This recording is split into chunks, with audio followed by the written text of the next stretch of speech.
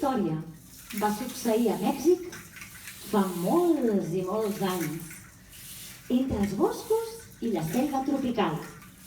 I els seus personatges són animals mexicans que habitaven aquells indrets llunyans. Entre els animals que vivien a les muntanyes i la selva hi havia, per exemple, les aus. N'hi havia algunes de cant molt bonic, com el cucut, o d'altres de xerrameques, com el lloro. D'altres eren molt treballadores, com els pica-soques, que construïen dia i nit el seu niu colpejant amb el seu bec el tronc dels arbres.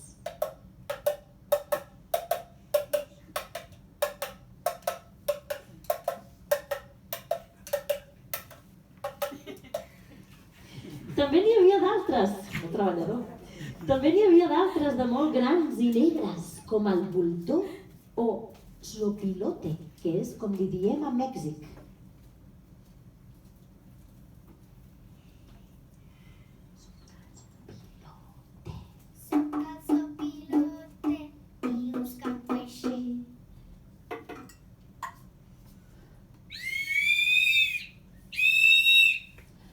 Soc el zopilote i us canto així.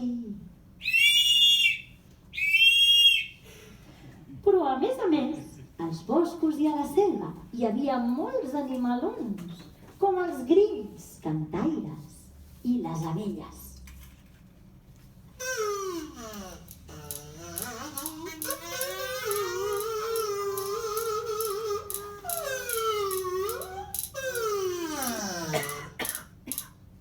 I a la vora dels rius i dels llacs se sentia el rauc-rauc de les granotes.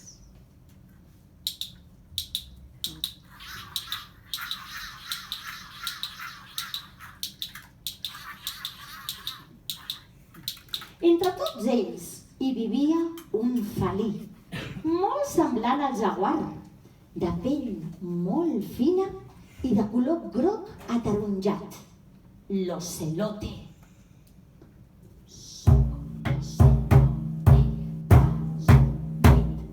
Soc l'ocelote presumit. Soc l'ocelote presumit.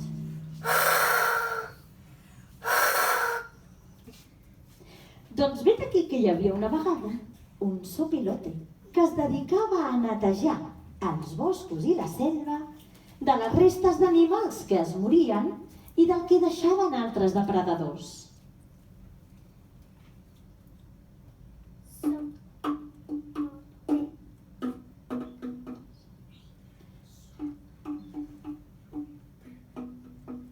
Però el voltor de la nostra història, el zopilote, era especial.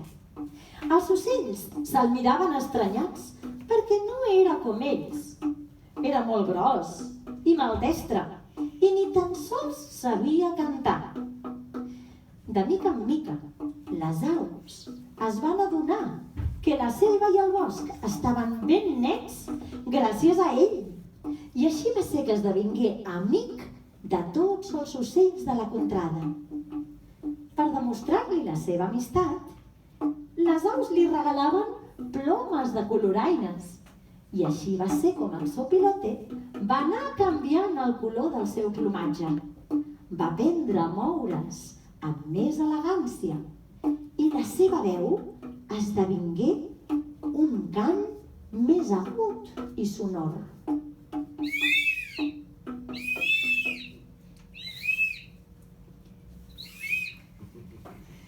Tots els animals del bosc i de la selva l'estimaven, excepte un, el jaguar, l'ocelote.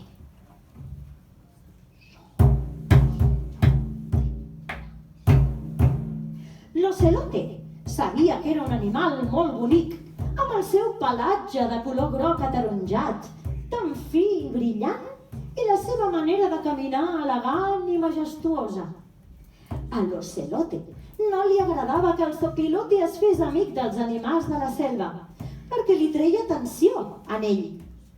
La resta d'animals, però, no estaven molt de contents que el sopilote visqués amb ells i van decidir agrair-li la feina de neteja que feia, organitzant-li una gran festa.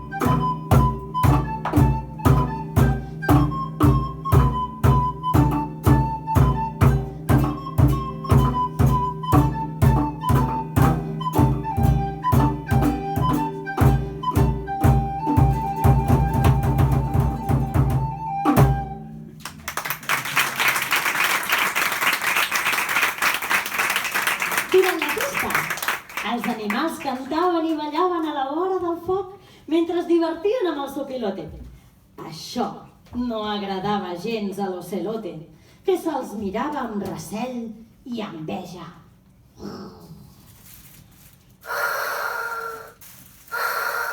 Ara ja no es fixaven en ell i se sentia gelós del sopilote, que era, sens dubte, l'estrella de la festa. L'ocelote, decidit a cridar l'atenció dels convidats, es va posar a ballar i a fer salts i cabrioles al voltant del foc per tal que tots el veiessin. I tant es va apropar al foc que en un entrebanc va ensopegar i va caure a les flames. Quan les brases se li havien enganxat a la seva fina pell, d'entremig dels animals, va volar ràpidament al sopilote, que sense pensar-s'ho dues vegades es va llançar a sobre de l'ocelote per treure'l del foc amb les seves urpes. De sobte es va aixecar una columna de fum.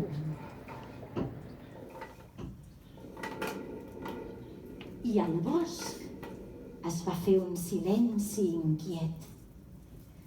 Els animals no sabien si els seus amics se salvarien, però finalment van veure que entremig del núvol de fum sortien l'ocelote i el sopilote sans i estalvis. Tothom va quedar bocabadat.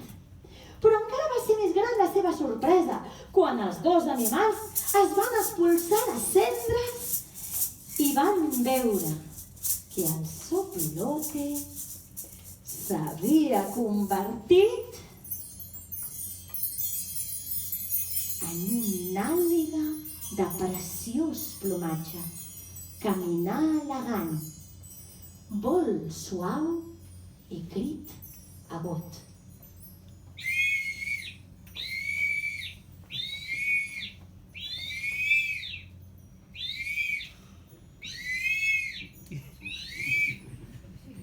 D'altra banda, l'ocelote va aparèixer amb la seva fina pell de color groc ataronjat coberta de taques negres.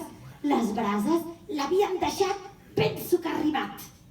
Des de llavors, el sopilote, que es va convertir en àliga, i l'ocelote de pell tacada van esdevenir per sempre molt bons amics. I vet aquí un voltor, i vet aquí un jaguar, que aquest conte ja s'ha acabat.